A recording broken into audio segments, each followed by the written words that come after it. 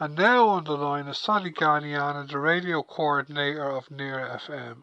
Sally, welcome to the podcast. Hi, thank you, Darren. Okay, Sally, Near FM have some interesting news that you have been highlighting recently, don't you?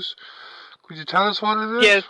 Yes, it's Near FM started broadcasting with a license in 1995. So this is our 25th birthday this year. Okay. The last time I spoke to you in an interview, Sally, was almost a year ago, and you told me about Nearcast, your community podcasting service in Near FM. Can you give me an update on Nearcast and any other interesting developments you have in the station since our last interview? Well, sadly, we started Nearcast and it was going quite well, actually. We have added some new podcasts there, such as some work we have done in partnership with EONTAS, for example, and we plan to keep growing it. But as I said, sadly, the fact that we are under a pandemic at the moment and there are restrictions in how people can use the studios, etc., in some ways have stopped a little bit the development of Nearcast, because the main point of Nearcast was to facilitate people training and then access to this community podcast platform. But training at the moment is a bit complicated, mostly because, as you well know, Darren, radio training is very much based on the studios. It has to be face-to-face. It's very difficult to learn how to use a desk or sometimes even editing. You can obviously try to learn how to do editing online, but it has an added complication not to be able to come into the studios to do that face-to-face training, because at the moment the access to the studios are in some way restricted, because we are in a public building, but also because we care about the health and safety of all our volunteers and staff, obviously. So the COVID situation has really impacted on the station in general, has it? Yeah, it has. It's impacting from the point of view, obviously we have to reorganize the work that we work in the office, and also access to volunteers. So basically volunteers can now come into the studios to present their program, but in the office we have created kind of teams, which means that usually it's about 4 to 5 people in the premises at any given time, to try to limit the possibility of basically spreading the virus, if you want to call it like that. At the moment it's working well. Obviously we are missing quite an important part of what community radio is, because community radio is also a physical space where people can meet together, get to know each other and build community. And at the moment this is a bit difficult because of the current situation.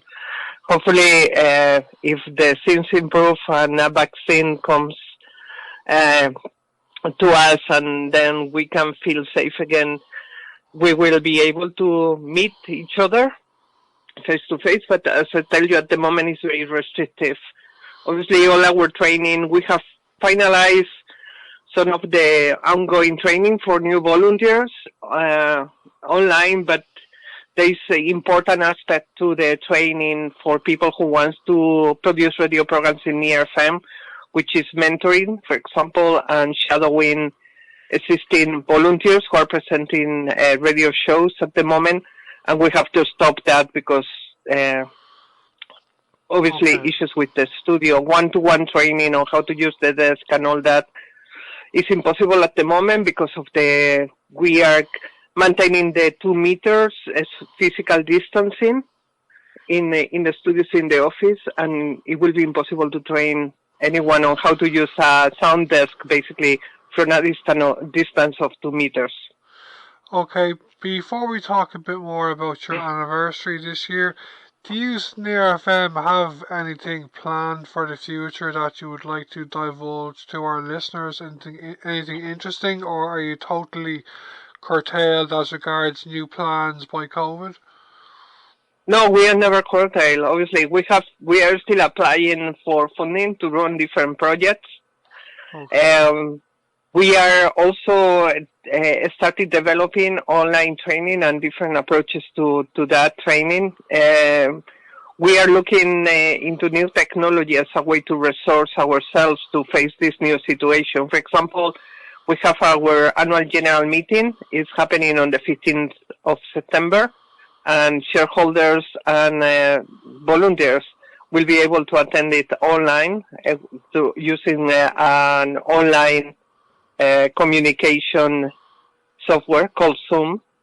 So we are also engaging past volunteers also in this celebration of our 25th anniversary of broadcasting by inviting them actually to come to the studios if they can do so physically, one individually, or through phone interviews actually to talk about how important it was and is Near FM in their lives. So yes, we still have plans, but in some way we are in some kind of a standby because obviously the current situation doesn't allow to develop long-term plans because we don't know what it may happen in 2 weeks or even less in 2 months. So yeah, just waiting for things, working away, trying to find new ways of doing what we do in some ways and trying to engage the community. Yeah. You've been working for Near FM for a long time now, haven't you, Sally? Yeah, since 1997. All right. So I'm missing only 2 years to be here. Also 25 years. So 23 years I have been in Near FM. Cool. Okay. You were there originally as a volunteer, were you? No, actually, I started on community employment. All right. It's a bit curious because I have friends who were already planning to do a radio program in Near FM at the time. In 1996, I met them. They started talking to me about Near FM and the possibility of doing a program about Latin American issues. At the time, 1994 was when the Zapatista indigenous army came out of the jungles in southern Mexico in Chiapas, actually, to reclaim the rights and their dignity. And it was quite an important focal point for Latin America. So my friends who were Irish were actually very engaged with this idea of supporting this Latin American movement. So they were planning to do a radio program. They started to talk to me about Near FM and the possibility of collaborating. And at the time, just by chance, I was finished an adult education course, and I saw there was an ad in the FOS office at the time about a vacancy on community employment. So I applied, and I was in community employment for a year and a half, and then there were some vacancies as assistant supervisor. So I applied for that, and I have been here since then, a very long time. Cool. You're right. Cool. Yeah. I didn't know you were there that long. Okay, Sally, to come towards the end of the interview, is there anything else you want to tell our listeners about Near FM's anniversary? Well, I think that it's very important to realize that there is a lot of information around us. A lot of people base all their information and opinions on what they see on social media. There is a big backlash against what is the more traditional commercial and public media at the moment in Ireland, because people feel that the information is very biased in some ways. And I can see that people are looking for new ways actually to find information. I will tell them to listen and support their community radios in their areas. There are 22 community radios around Ireland with multi-annual licenses, and there is about another 40 groups actually that are looking for establishing their own community radios in their areas. There's also other community radios that have 100 days or 30 days licenses. So it's very important that if people want to have local information that doesn't speculate, that is not based on fake news, but on the reality of what they are living, and they know that they support those community radios, either by becoming volunteers or donating to them, or just going to the fundraising events that they may organize. So that's what I will say. This is an opportunity actually for people to go local, to support a local movement that is the community radio movement, which is also a global movement, because there are community radios in many other countries. And in fact, I know that AMARC Argentina, AMARC is a regional, well, it's a worldwide organization that supports community radios, and then it has different branches. AMARC Argentina was celebrating this year 100 years of radio in Argentina. So it's we can link to each other, support each other. Community radio is a good way to show solidarity, not only with your neighbors, but also with people across the world that will think and has similar needs than you in other countries. And this year in Lína tá Ciarán on Wordy and Quarter Heart on Gá coming near. A Ciarán fáilte go dtíon Clare? Gurna mé market. A Ciarán tá John Neocht le Ceilóra ag near FM in Lína. An féidir a rálum Colle an John Neocht seo? Well, it's dócha taréis fiche cuaig bliain an air táid Ceilóra.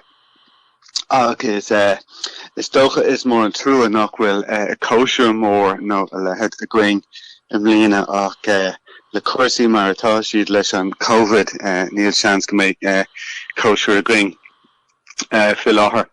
Ach is cúis mór chun Ceilóra ar aonnos agus rinne mar siomh speisialta is siomh idirlín near 25 dathad IE agus mar sin tá lán stuff suas ar an siomh lán PC archive green graphanna tá PC fiseán ann freisin agus an rud ná tá scéalta ann den na daoine a ghlach apart taréis na fiche cuaig bliain, so it's ascéal agus tá sí oscailte inis agus tá deis ag gach duine ascéile insint. So hosma agus beidir go bhfuil no níos mó inis beidir go bhfuil cuaig cín déag ann den na scéalta ó daoine a bhíle níor FM le fada agus bei sin ag fás. So sin feit an Chile a bhfuil ag Ceilóra a srice an Ceirúcéad. Okay, agus cé go fada is atá bainte go le níor FM Ciarán? Yeah, fiche ceathair bliain. Yeah, ní raibh mé ann ag an tús agus becheartm a rá becheartm a adháil is Margaret Tumulty bhí ann sulla thosaí mise agus bhí Margaret Raidió na Lithe sulla thosaí mise Raidió na Lithe ann fiche cuaig bliain ó hin agus bhí siise an céad bhainisteoir agus rinne si like alán up a bhfuil is an town táhachtach sulla bhfuil tú ar an air ar dús agus an bliain mór Jackar sin an céad bliain.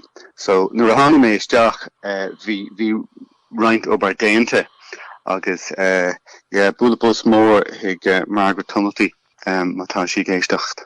Agus luí tú go bhí bainte go le Raidió na Lithe freisin. Cé go fada is a bhrá tú ag gobar go Johnach le Raidió na Lithe? Idir gá agus 3 bliain agus iníos sin píos a freisin nuair a thosaí mé in níor FM bhí mé fós a denmh stuff le Raidió na Lithe ach bhí sé Jackar nuair a bhí mé im bhainisteoir ar níor FM an am a cruthú agus beidir fiú an foiinemh a cruthú chun críochnú an lá a denmh radio agus chun dul agus a denmh níos mó le Raidió na Lithe ach is áit tá fós tá bíon áit táhachtach am a chréad a Raidió na Lithe i gcónaí mar chaf mé roinnt blianta álan ann. Okay. Tá sim agat san airna radio agus na man pobl a gcuitin in air nach bhfuil? de bhí mé ag níomháin inníor FM ach bhí mé imach a Hiarlach ar DCTV telefís pobl blá clia ar fat tamil agus beidir 10 bliain ó shin bhí ré mór ag DCTV agus bhí an chláircha nua déanta agus gachrúd agus tá seans go méid sé teach a rás a ríis níl mór an tarlú faoi láthair ach níl sé go thomláin marmh so tá mé fósaigh fechan there bhí 6 plán chun níos mó a dhéanamh imlíana le telefís pobl ach 6 margheall ar an COVID just níl sam go dtíreach cén fá ach tá rudí níos muile ná cheapamar ach tá mud fás dóchas fa go mé níos mó teachta ó héobh cuasaí telefís de agus ó héobh radio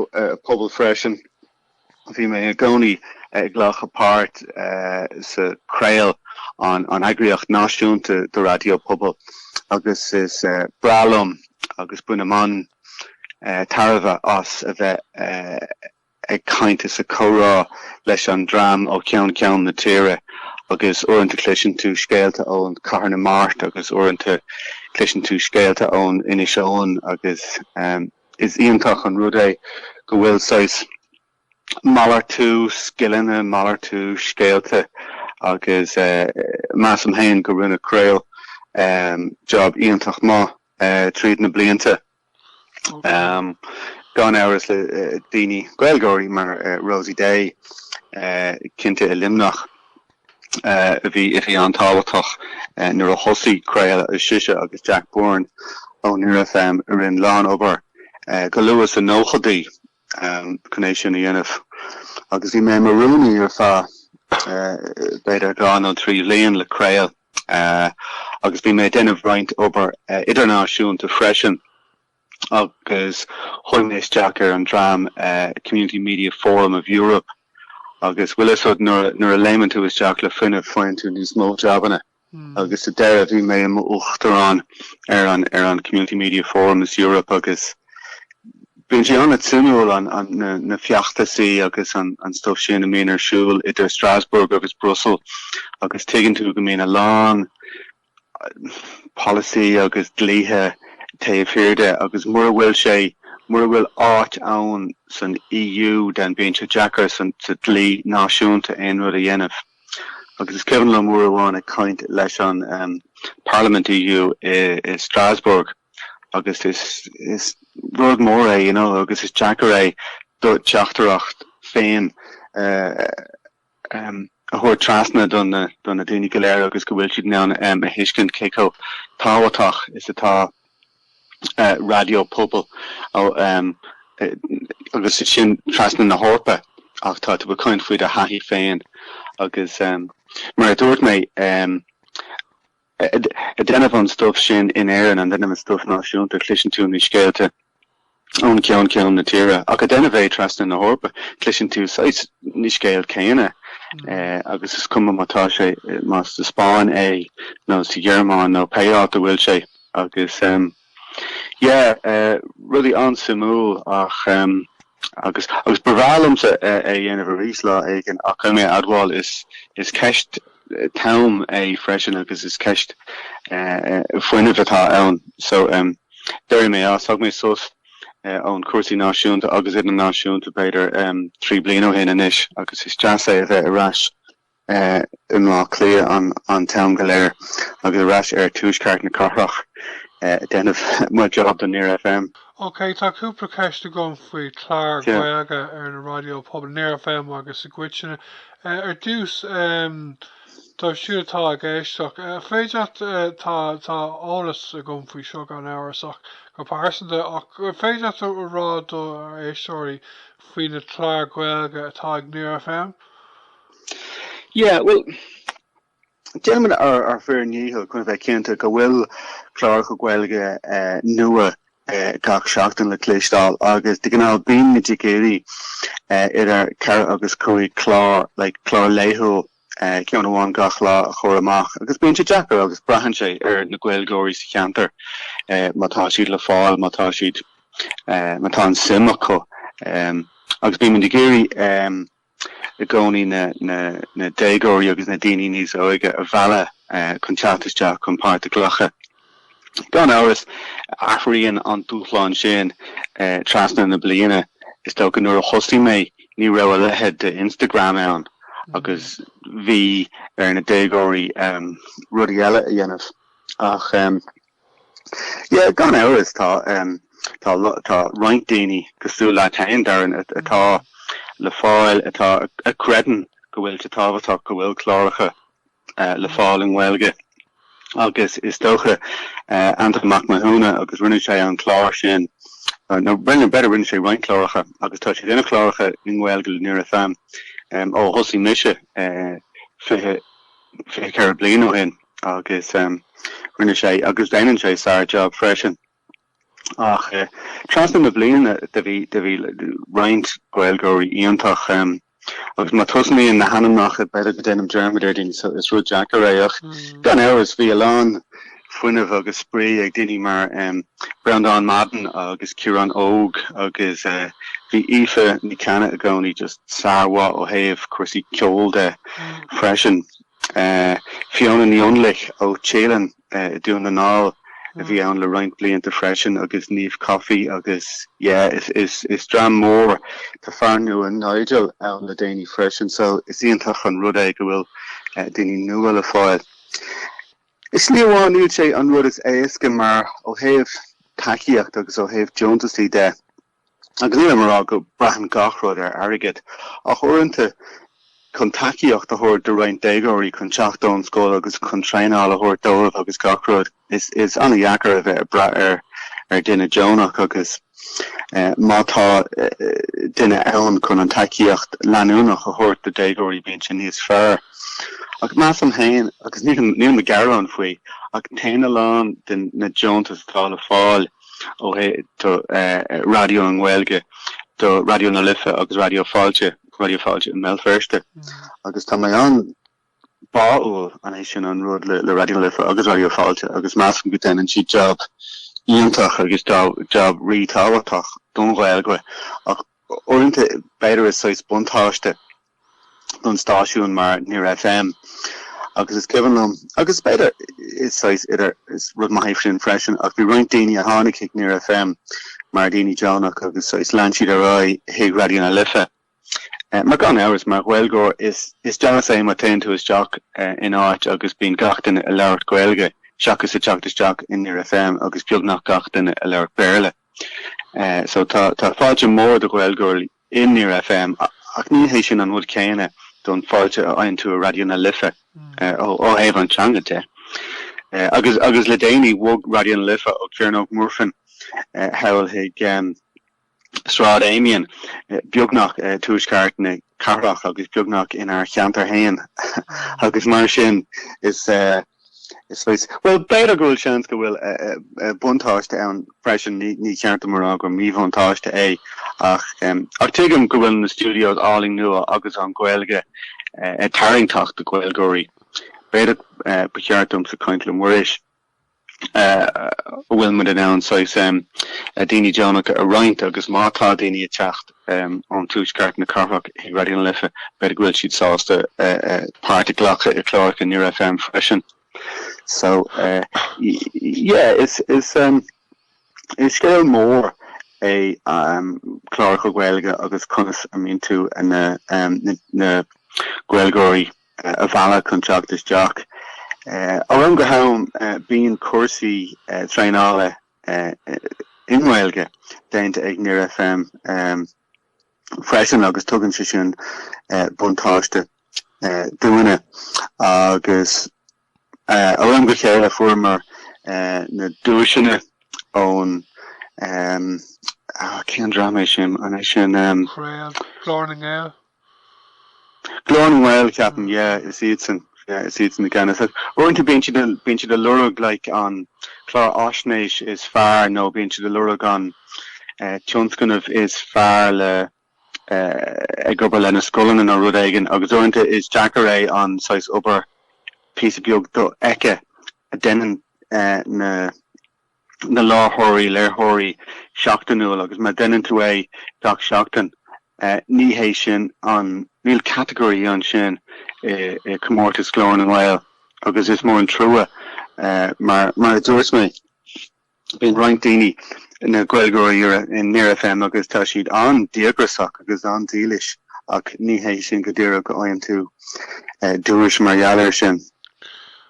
Okay, just tá gá ceiste a gom faoi Raidió Gaeilge sunar Craoladh which níl is a gom bhfuil siad a Craoladh ar an idirlíon go fáil ach fear sé go híntaach deirfinn mar raibh ceadúnas Raidió ar FM timpeall chun na Gaillimh ag Raidió na Tarbh an aontín tú le seo? Am go chéile cluisiom na scéalta faoin na Raidió Gaeilge i Gaillimh agus a Corcaigh agus a Deireadh agus a Limnach agus is cosúil go mbíonn fuinne bheann a feadh tamil agus den coilann siad é arís ach is lí éigean tuigim an Aoibh in Gaillimh mar uaireanta credan daoine go bhfuil Raidió na Gaeltachta ann do Gaeilgóirí na Gaillimhe agus beidir chaileann amach Raidió na Tarbh píosa mar tá Raidió na Gaeltachta ann ach ar an taobh eile is Jackar é a thuiscint mar is dócha taobh an na Gaeltacht is bahar na Gaillimhe an áit na Gaelgóirí is mó sa tír agus is Jackar a creadún nach bhfuil Raidió pobl cosúil a Raidió na Lithe na Raidió fáilte ann in Gaillimh agus bhrealamsa é sin éachad a caiim mé adháil níl mór an ólas agam faoin cé chun maith is an fiochttas faoi láthair leo. Okay.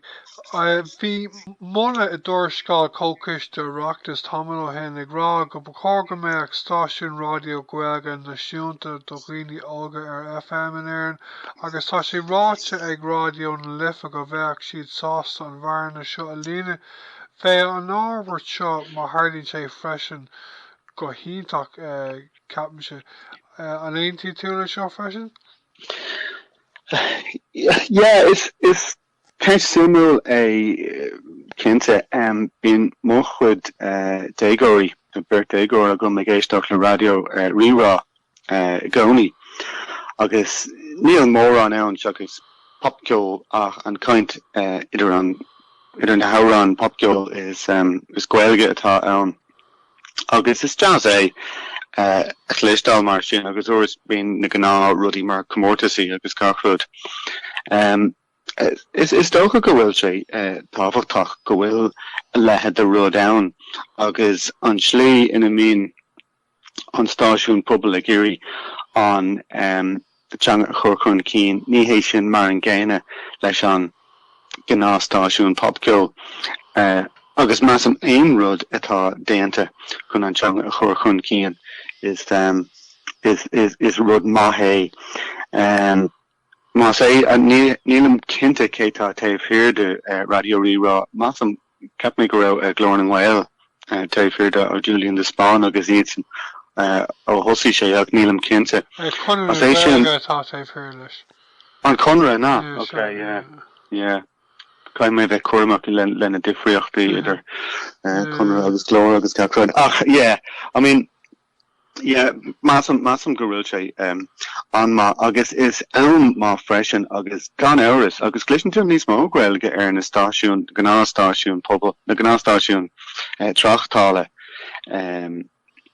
mar spin nó iRadio nó rud éigean mar is dá go tuigeann siad go bhfuil a lán déagóirí sna Gaelcholáistí agus capan go léim mé go bhfuil níos mó ná 50,000 Maclean Cuil mé daltaí sna Gaelscoil na gach bliain agus iad na teachtamach as na Gaelscoil agus tugus ag dullas teach na choláistí agus gan áras is deis mór agus clisin tú an rud is malams an Gaeilge ach tar éis ágáil mé an scóil an Gaelscoil ní raibh mé ag úsáid é ní raibh mé ag clistáil é so aon rud atá mid an ann dhéanamh chun an deis sin a thuirt do déagóirí ach go háirithe is rud tábhachtach é bhfuilm héin ag go bhfuil slí éigean go bhfuil sé níos mó ná an Raidió le Ciarán agus go bhfuil slí ann go bhfuil tú an páirte glacha agus beidir go bhfuil an slí ina denan radio pobl cuasaí le fáilte rih cách seachas gná stáisiún beidir go bhfuil ceann ó cuaigear DJs profisiúnta ar an radio gach lá na daoine céine gach lá agus sin an méid atá ann is dochrete an go biogus a mín fearin creaaltóirí ag stáisiún trachtála agus bhálum sa eáil go bhfuil drám bhd níos mó agus go bhfuil sais mion taobh hiirde go bhfuil ranfartíocht páirtean mion atá taobh hiir don phobal don radio sin agus is tóca freisin go bhfuil is even lumpen or a chluistáil go bhfuil duine le Coolra ón Nigeria nó Poland nó rud éigean denmh chláircha ar radio na lifa mar is táhachtach go bhfuil an Gaeilge na Coolock. Is Gaeilge na daoine óga agus Gaeilge an slí na mbeidh daoine cainte sa látá an UL agus is even lum an Gaeltacht agus taim gach saoir agus crunchig linde ar mo chraí sa Gaeltacht agus gach rud a caiimid a bheith réalaíoch agus caiimid a bheith déile leis an dain agus atá sé agus is muoine faoin tochaí caiimid cinnte go bhfuil an teanga ann do gach duine sa tír agus ní amháin do duine le Gaeilge fearfe le Coolra Conmara nó rud éigean. So is táhachtach go bhfuil mud an ann é sinna dhéanamh freisin. Okay, Ciarán, chun teachtarrá Ciarán, aglah bhfuil éon teachtracht nó rud eile ó bhaile ará faoi níor a féim lína agus an ceanóir atá? Well, mar dúirt mé ag an tús má tá simméid daoine má tá aon scéal ag daoine scéalte mar hála rud éigean fadó nó mar ghlaachsaí páirt fithe bliain ó hin nó rud éigean nó fiú má bhí si dán ag an tús. Agus na daoine atá ann le déanaí tá ascéal táhachtach freisin bhráling a chluistáil ón daoine sin, so just taíar an siomh níor dara dhí agus fecinn tú an 25 agus feic ar na scéalte atá ann is bailachán íontach an daoine a rinn clácha sport agus rinne siad beidir drama radiodrama agus an gachsáis chlár agus gachsáis rud. So beidir is é sin an slí is fearr chun radio pobl a ceúir chun éist lenne scéalte ón na daoine féin a ghlacha páirt agus na daoine is rud is é sin an slí is é sin an rún atá taobh an níor féim is oscailte de gach duine agus bhráling an scéal gach duine a chluistáil.